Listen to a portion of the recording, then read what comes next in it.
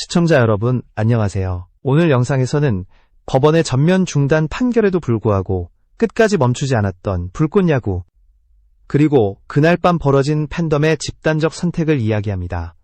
이것은 한 프로그램의 마지막 회가 아니라 콘텐츠의 주인이 누구인지를 둘러싼 가장 뜨거운 충돌의 기록입니다.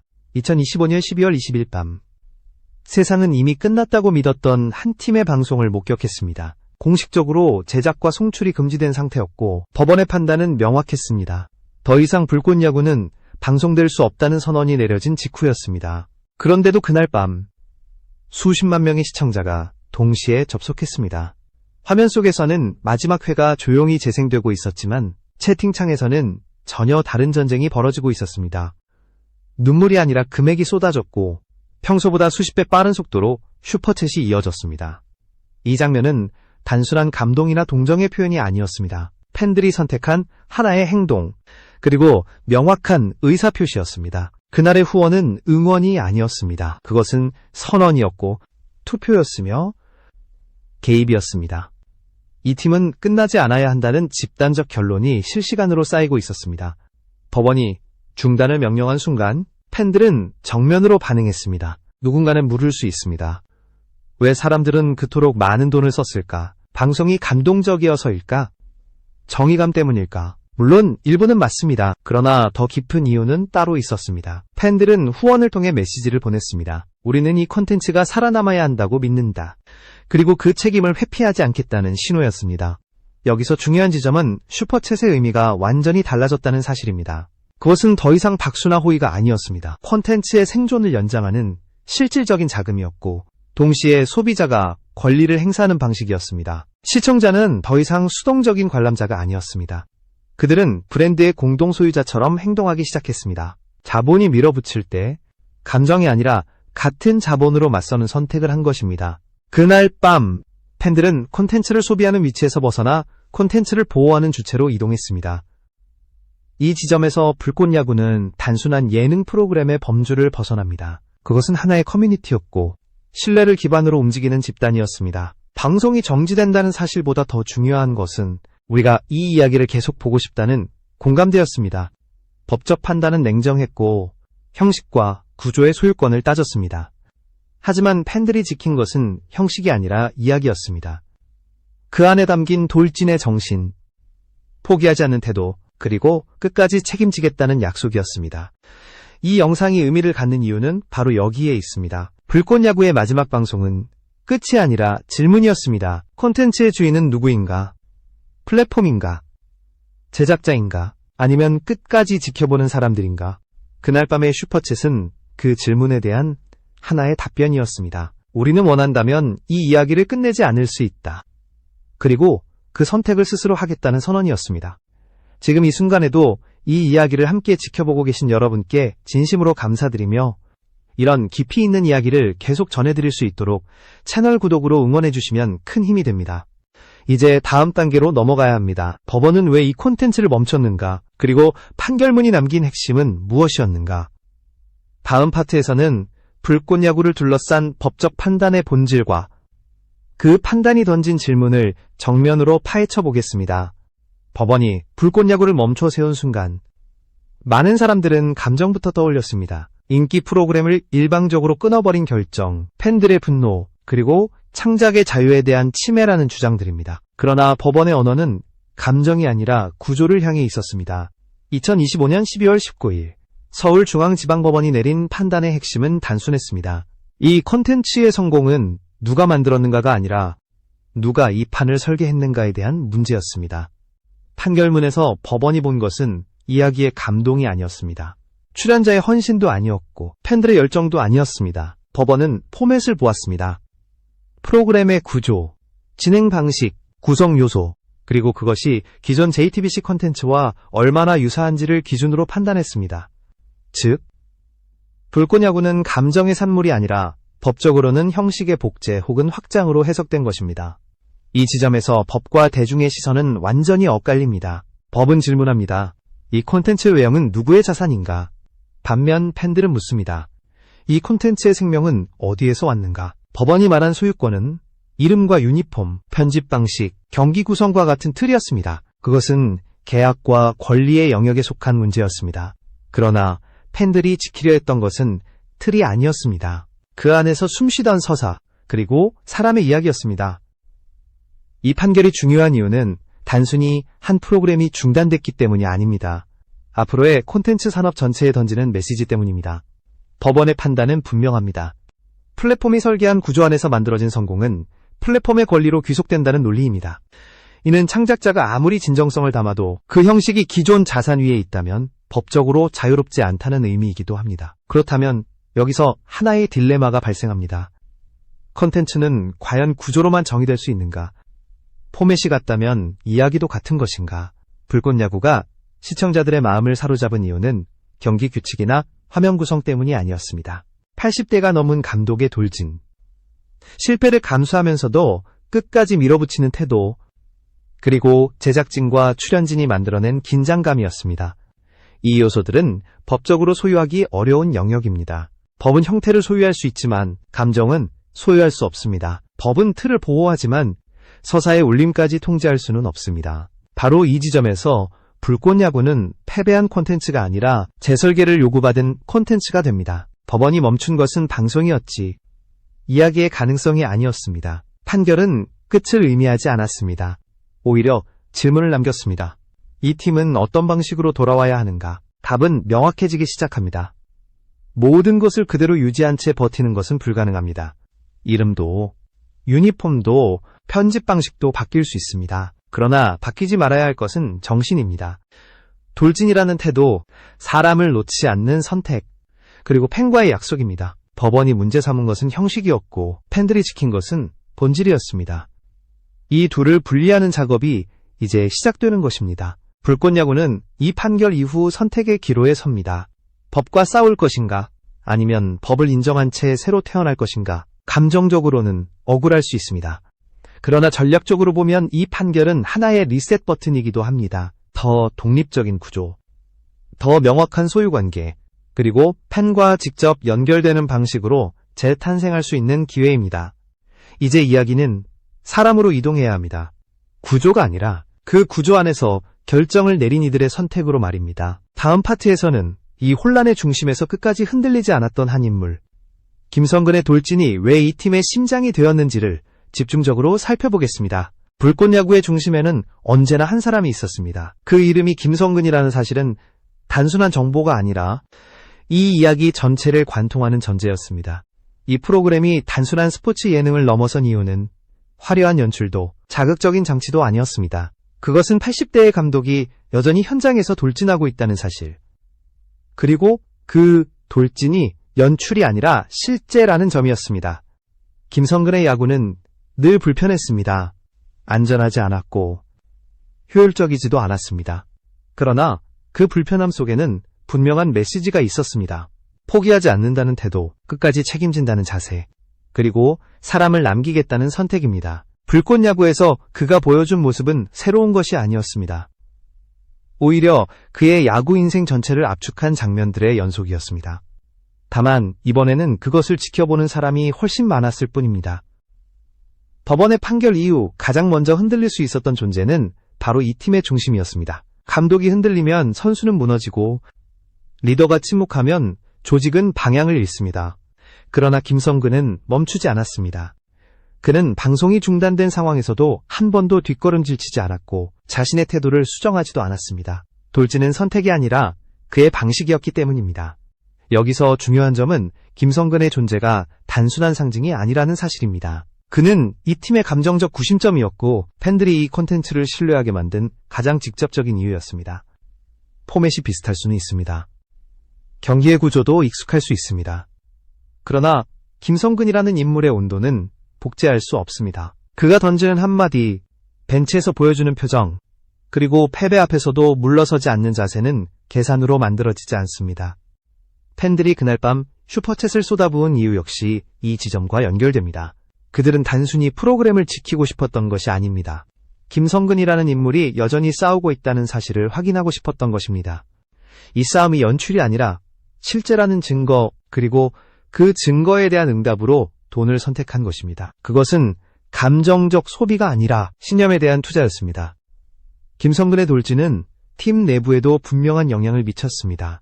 불확실한 미래, 수입의 중단, 법적 리스크라는 압박 속에서도 선수들과 스태프가 쉽게 이탈하지 않았던 이유는 그가 중심에 있었기 때문입니다. 리더가 먼저 포기하지 않으면 조직은 쉽게 무너지지 않습니다. 그는 말로 팀을 묶지 않았습니다. 자신의 태도로 팀을 붙잡았습니다. 이 지점에서 불꽃야구는 다시 한번 정의됩니다. 이것은 야구 프로그램이 아니라 한 리더의 방식이 만들어낸 서사입니다. 법은 포맷을 판단했지만 팬들은 리더십을 기억했습니다. 김성근의 돌진은 승리를 보장하지 않았습니다. 그러나 그 돌진은 믿을 이유를 제공했습니다. 그리고 콘텐츠에서 가장 중요한 것은 바로 그 믿음입니다.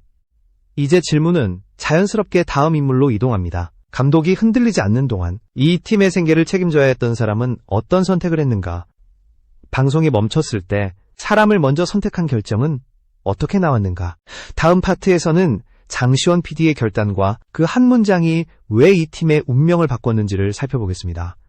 법원의 판결이 내려진 직후 불꽃야구를 둘러싼 가장 큰 공포는 방송의 중단이 아니었습니다. 진짜 위기는 그 이후였습니다. 수입이 사라진 상황에서 팀은 유지될 수 있는가? 제작진과 스태프, 선수들은 어떤 선택을 하게 될 것인가? 이 질문 앞에서 대부분의 조직은 가장 먼저 비용을 계산합니다. 그러나 이 팀에서 가장 먼저 나온 말은 숫자가 아니었습니다. 장시원 PD가 내놓은 입장은 단 한 문장이었습니다. 방송 여부와 상관없이 전원 임금을 지급하겠습니다. 짧고 단순한 문장이었지만 그 무게는 결코 가볍지 않았습니다. 수익이 불투명한 상황에서 앞으로의 방송 일정도 알 수 없는 상태에서 수천만 원에 달하는 인건비를 책임지겠다는 선언이었기 때문입니다.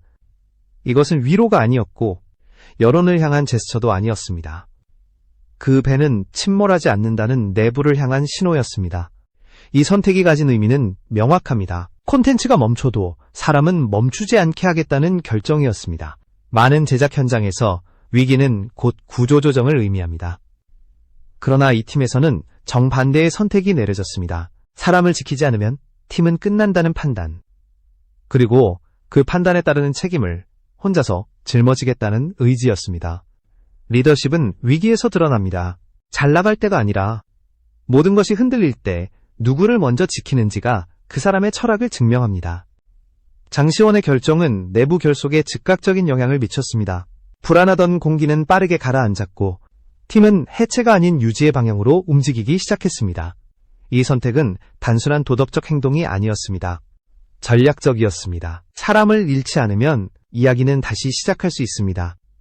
포맷은 바꿀 수 있고 이름도 바꿀 수 있습니다. 그러나 함께 만든 사람들을 잃으면 그 어떤 재탄생도 불가능합니다.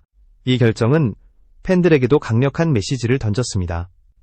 이 팀은 도망치지 않는다는 신호, 그리고 책임을 회피하지 않는다는 증거였습니다. 팬들이 그를 신뢰하게 된 이유는 말이 아니라 행동이었기 때문입니다.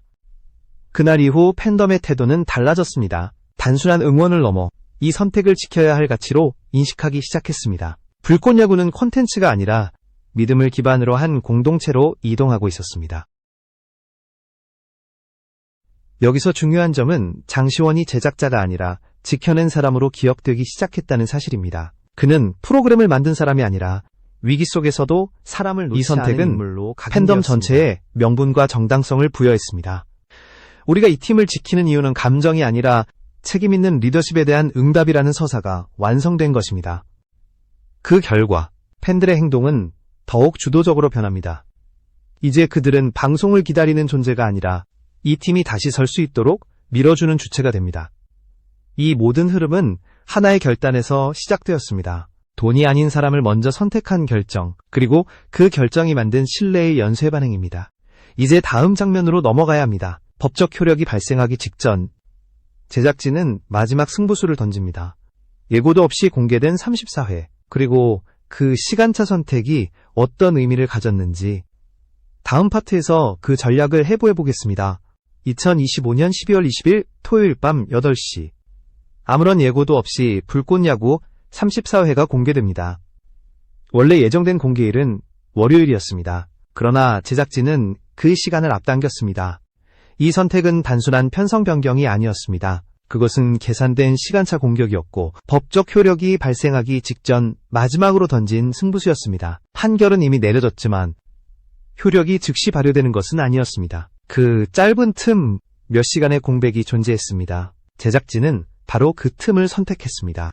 이것은 법을 무시한 행동이 아니라 법이 허용한 시간 안에서 팬과의 약속을 지키려는 선택이었습니다. 위험을 감수한 결정이었고 그 위험은 고스란히 제작진의 몫이었습니다. 그러나 이 선택이 보여준 메시지는 분명했습니다. 끝까지 시청자를 존중하겠다는 태도였습니다. 그날 밤 본방사수는 더 이상 단순한 시청행위가 아니었습니다. 그것은 하나의 의식이 되었고 공동체의 마지막 불씨를 지키는 행동이 되었습니다.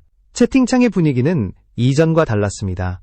웃음보다 집중이 있었고 소비보다 참여가 있었습니다. 한 편의 방송이 아니라 함께 완주해야 할 시간이라는 인식이 공유되고 있었습니다.